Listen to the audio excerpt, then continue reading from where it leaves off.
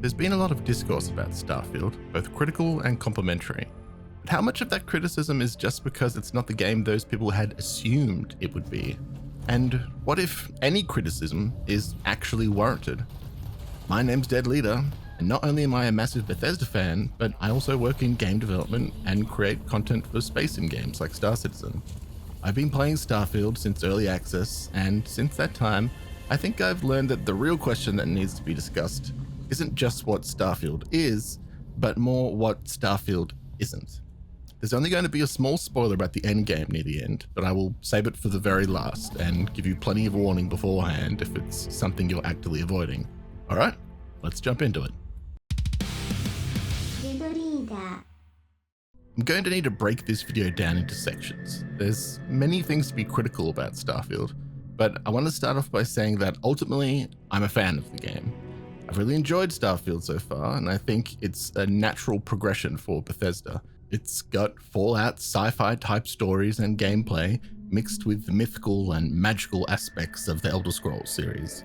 I'd recommend it to anyone who enjoys the Bethesda RPG type of storytelling, or fans of science fiction, but warn that if you're a space sim fan, don't get your hopes too high about it being anywhere as deep in its gameplay like Star Citizen or Elite Dangerous is as far as a sim ship piloting game goes.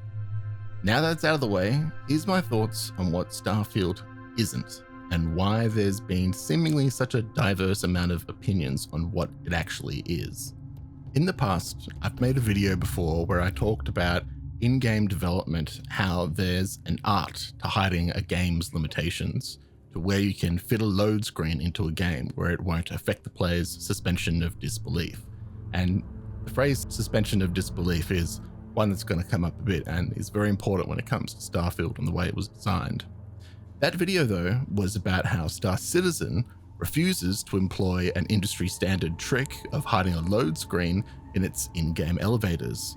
What happens in a lot of games when a player enters an elevator, the doors close and everything outside that elevator out of view is effectively unloaded out of the game, while the next part of the level loads in, revealed when the doors arrive at its destination like a magic trick. The elevator may vary in time depending on how fast the level is able to load, but the player is narratively none the wiser. Now, because Star Citizen refused to adopt this style of narrative trick for one where the elevators would physically be moving from location to location in real time, it was far more technically difficult to pull off and led to their elevators being death traps a lot of the time, which arguably is a lot more devastating to the suspension of disbelief for the player. And it's this kind of balancing and hiding of limitations versus coding something the way it acts in real life, just for the sake of it, is the core gripe people seem to have with Starfield. People get upset that they can't run across the entire length of a planet without hitting an invisible wall, but they're actively ignoring the fact that there's no reason to need to be able to actually do that in the game. It's not that each planet is only limited to that single map size even. You can travel all over the planet and it will be a different location. It's just that you have to do it by ship and it will construct a new map for each location you land at. So functionally, because it's generating a new map every time, technically the planet is effectively bigger than if it was just one that was all connected. In this example, the ship itself is the elevator, the magic trick used to hide the seams of the game's own limitations. In a way, it's like getting upset at a movie because they filmed a scene on a set in a studio rather than in a real house at the actual location. You effectively wouldn't know watching the film, but the fact that it is upsetting people.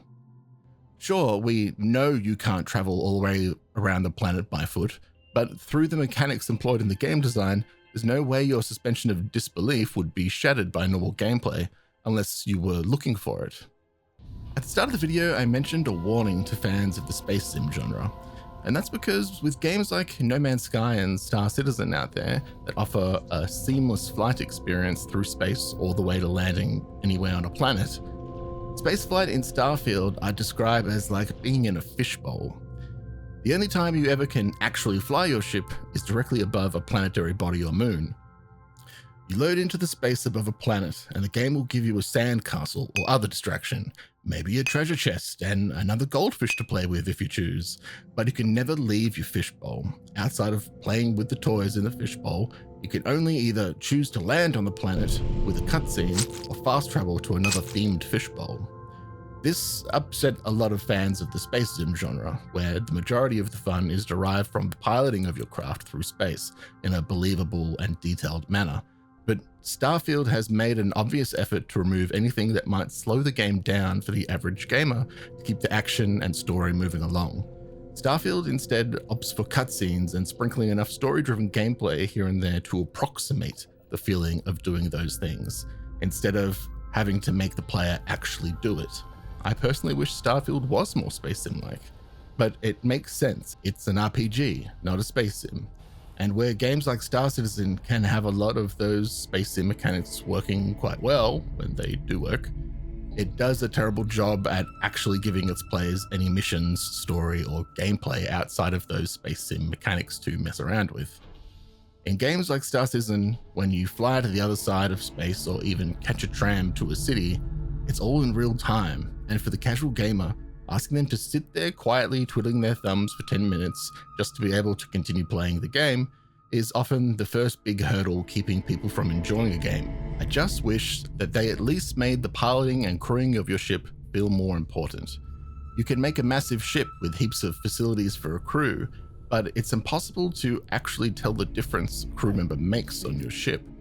And on top of that, the skill tree to unlock the ship's facilities that allow you to have more crew members on that ship is on a totally different skill tree that allows you to actually assign more crew members on your ship.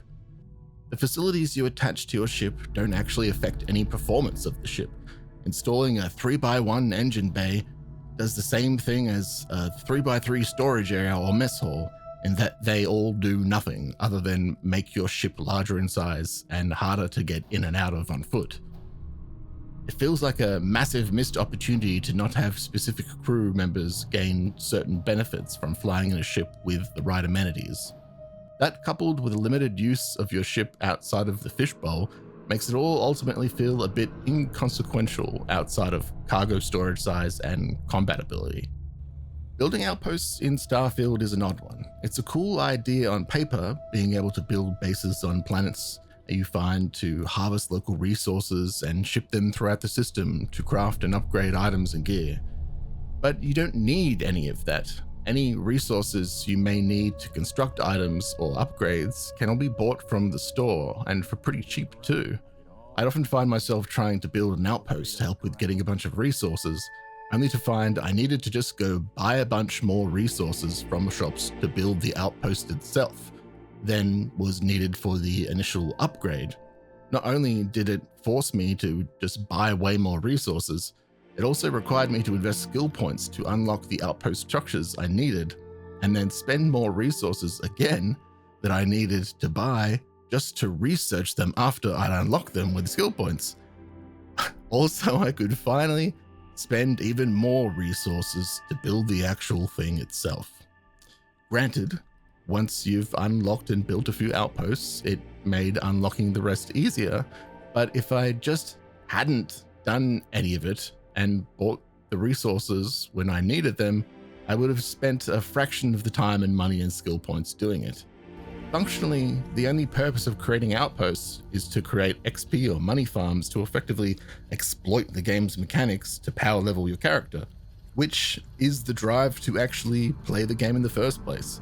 Once you have unlimited money to buy gear and no more things to unlock in the game or work towards, there's not much motivation to keep you playing the game through its varied factions and storylines. Starfield also has a bit of an issue with poor gear diversity. The Mantis gear is by far the most powerful and reliable gear that you can get in game early on, purely because it offsets the game's encumbrance skill, which stops you from carrying pretty much any items of value around with you on your way through the game. So after acquiring it early on, there's not much point of looking for new gear or working on modifying that gear and spending skill points to be able to make it any more powerful, since you can so easily have the perfect set to bring you through all the way to the end game. And on top of that, it's super ugly, so the only reason to build those skills up or modify another outfit is so that you don't look like crap wearing it the whole game.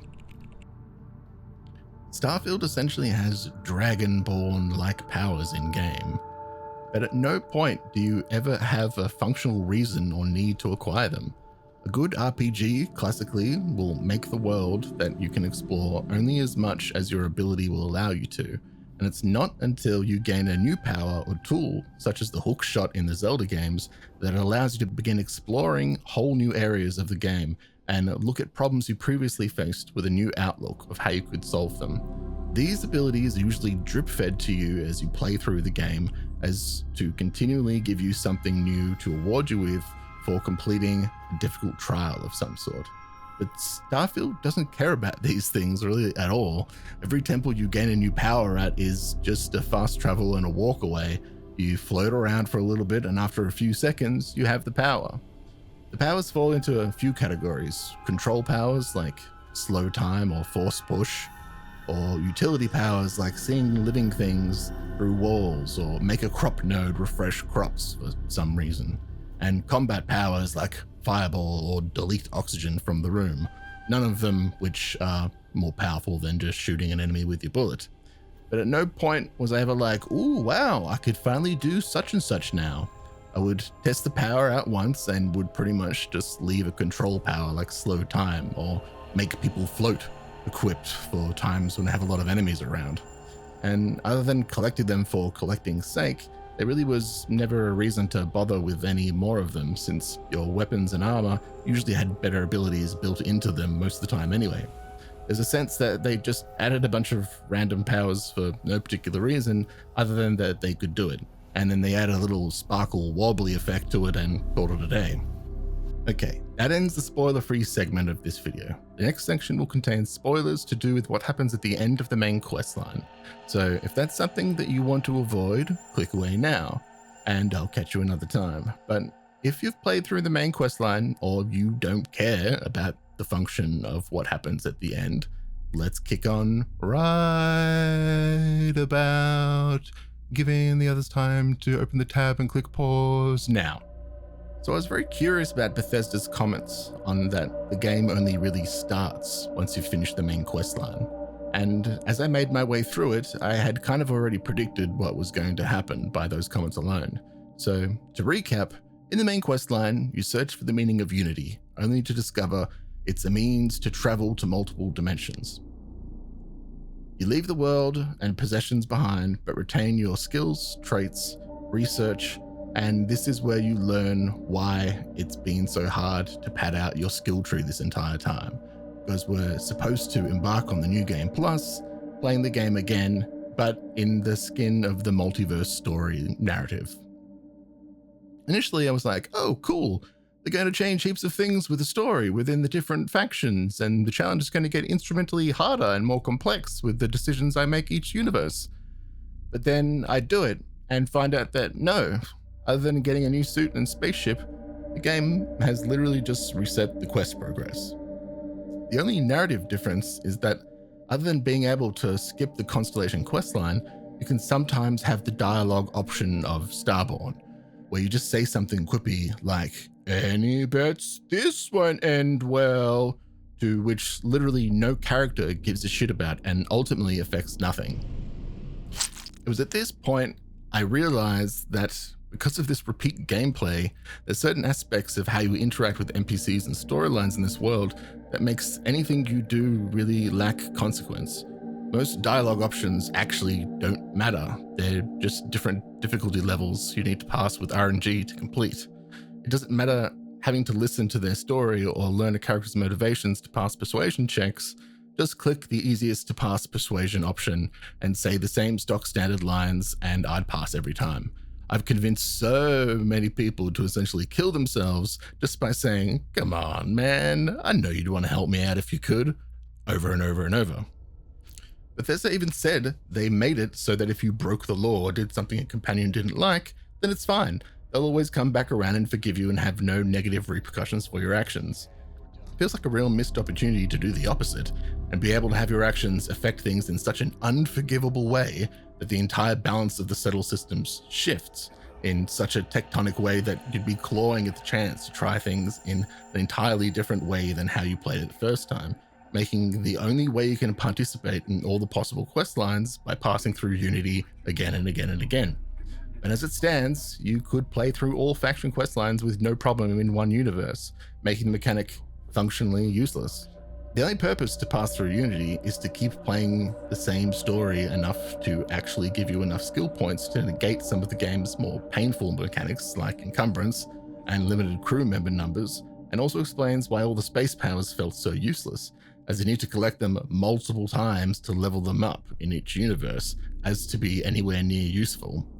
There should have been a chance to bring a companion through with you each time, slowly building your crew of Starborn-powered companions for your ship, drastically altering your ship's ability, and making the decision of who you bring through with you matter in relation to how you play each Unity jump. There's also the whole matter of that this answer you've been looking for in the main storyline the entire time is never actually given to you. Who are the Starborn? It's people who go through Unity. Oh, so who made the artifacts? I don't know.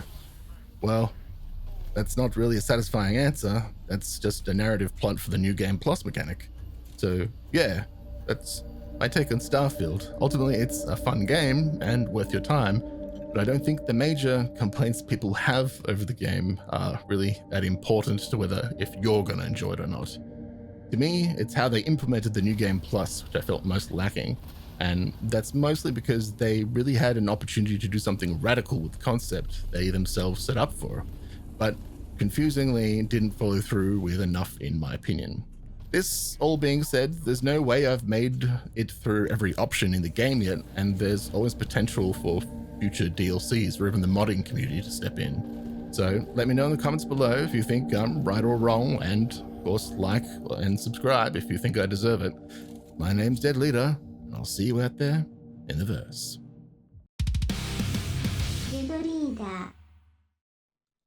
Thank you to all my patrons who allow me to make all this kind of content for you. You're all the New Game Plus I'll ever need.